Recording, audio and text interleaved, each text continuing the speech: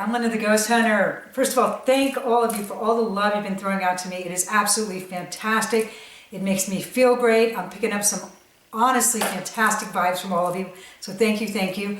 I know a lot of you have just found me via Unis Honest, and that was a lot of fun to do that ghost hunt that night. And one of the biggest questions that I've been getting is, how do I communicate with one of my dead loved ones? Now, first of all, I need to say this. I don't know what's going to happen when I go on a ghost hunt. I have no type of say-so over the ghosts. I wish I did, but I really, really don't. So it happened to be that night that a relative of Mark's, it seemed to be his father, really wanted to communicate with him. What I can tell you is maybe in your own way how to get in touch with someone.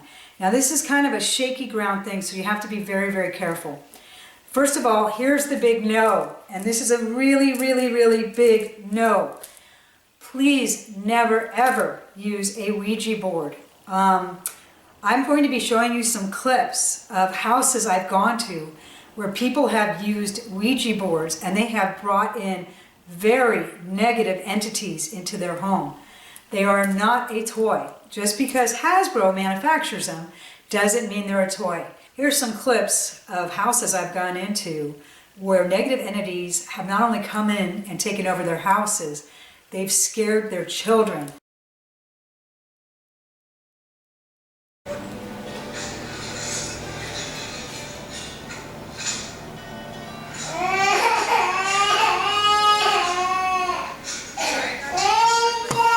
There's no reason for that glitch. There's absolutely no reason. Light. There's no nothing. It's constantly, it just keeps going here. I've moved it to the other side of the table to make sure there's no electrical on that side.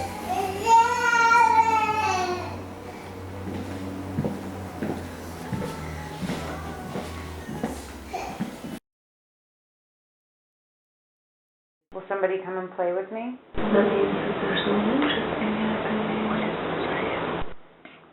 Did you hear that?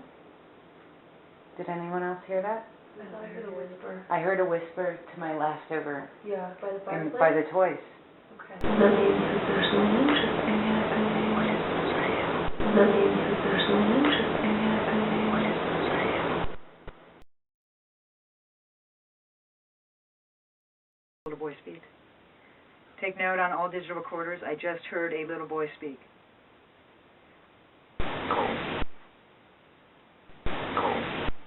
He said, "Hi everyone, happy Wednesday. Thank you so much for tuning in. I have been so impressed by the questions you've asked me, and I would like to get right to it and answer some questions that I found to be very, very interesting myself. The number one question I have received this week is, how do I communicate with my loved ones? How do I know who's in my house?"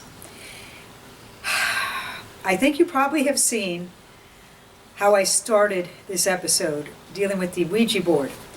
It's a very dangerous thing, the Ouija board, as I've shown. Now, anytime you summon anything into your house, you're taking a very, very big chance, especially if you do not know what you are doing. I do not encourage you to try and do this, because once you open up this can of worms, sometimes it's very, very hard to close. If you, however, do have a ghost in your house already, or someone you have been communicating with, and you would like to know who this person is, I'm going to show you two techniques that are pretty safe. Again, here is my disclaimer. I am not encouraging you to do this. In fact, I am discouraging you to do this. If you are not a professional, you really should not mess around with paranormal stuff. Believe me, even as a professional, I've had a lot of problems. I've had ghosts follow me home. I've dealt with a lot of pretty scary things myself. But if you insist on doing this, I'm going to show you the two safest ways. Okay, the first thing I want to show you is the flashlight. Basically, this is your typical household flashlight. It's got a button behind. You can see that it's on right now. If something is in your house and you want to find out who it is, the best way to use the flashlight trick is to start with it either off are on. There's my dog in the background. By the way, you take note, I'm outside. I don't do these things in my own home. So this is why I'm discouraging you from doing it. I am not even in my own house. I'm outside. So, here we go. Back to it. Turn the flashlight on. If anybody is here with me, will you please turn off the flashlight?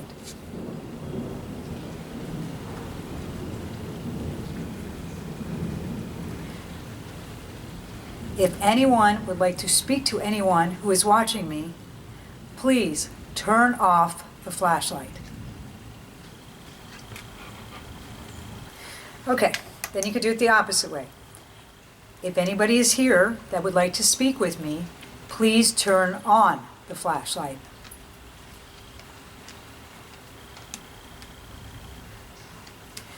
Are any of my relatives here? If so, please turn on the flashlight. Okay, as you can see, nothing happened. So, fairly safe thing to do, very little risk of hopefully bringing anything in from the outside. Here is another way that's pretty safe to see if someone is in your home. Light a candle, as I've done here now. Again, I'm outside and it's raining outside today here in Los Angeles, but there is not a lot of wind. You can see how this is flickering, but it is not going out. I've also purposely used a candle that's very low. If someone is here with me, will you please blow out the candle? If someone would like to communicate with me today, or any of the people watching me, please blow out the candle.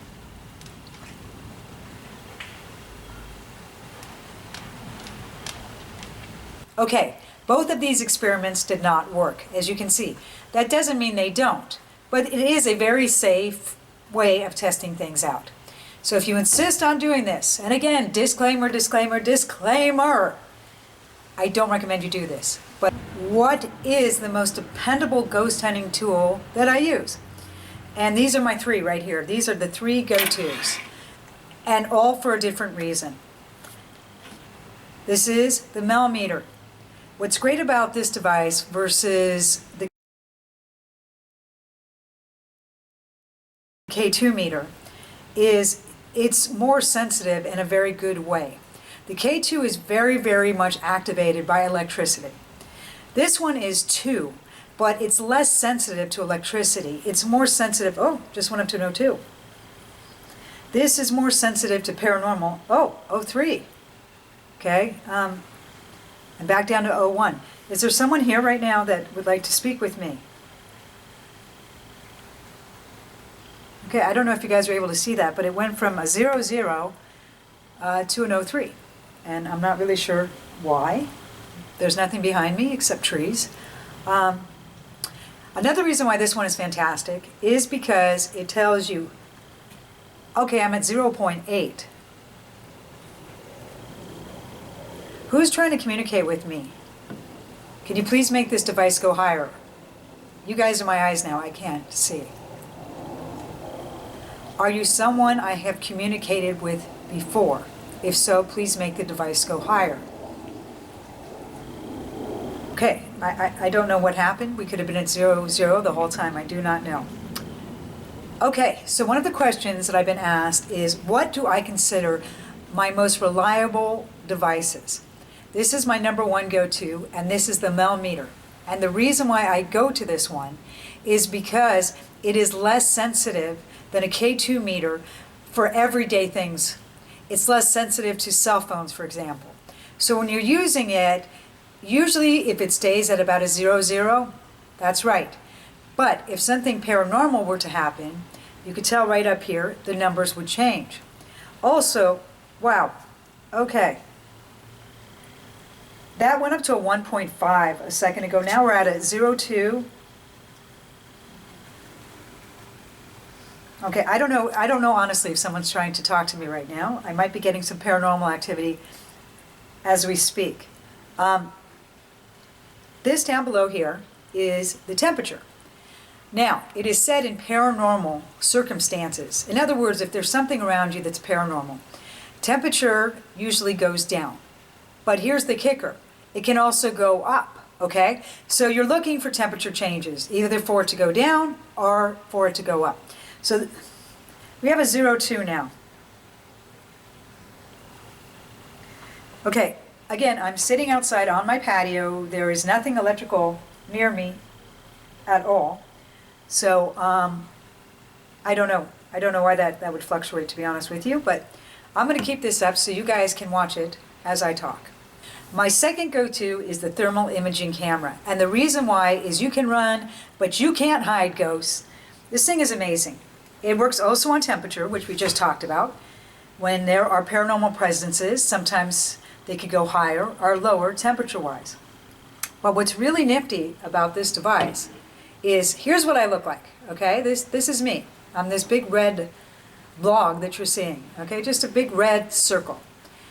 This is what we all look like. What we should see is when there's nothing in it, the minute I move, let me move my arm to make sure I'm not affecting this. What you should be seeing is blue, which is exactly what you're seeing. Now, if a red object was to come in here right now, then we know we are having paranormal experience. Now keep in mind, I'm on the 3rd floor. So if we were to see a red object right now going through here, it would either have to be a bird, which there are none right now, or a ghost. So we'll see if we get any red images as I speak. So my third go-to device is called the dowsing rods. This is an oldie but a goodie. These are the originals. They were actually used by Native Americans to find water, and they were made out of wood, okay? And how it worked for them when they were looking for water, they would take these two devices, and if water was nearby, they would cross, and then they could find water that way. Now, over the years, paranormal investigators have used these, and they are really fantastic. One of the reasons they're really fantastic is because there's no electricity that affects them. You can have your cell phone on top of them, and that won't change anything. Now, the thing you have to be real careful with if you're using the dowsing rods is you don't want to be too loose, because then they'll just go wacky, wacky like this. That's not accurate, okay? You want to hold them in your hands about even like I'm doing, not too tight, definitely not too loose. And you should feel something if there's something paranormal happen. You should actually feel like a little pushing happening. If someone is here with us, can you please cross the rods?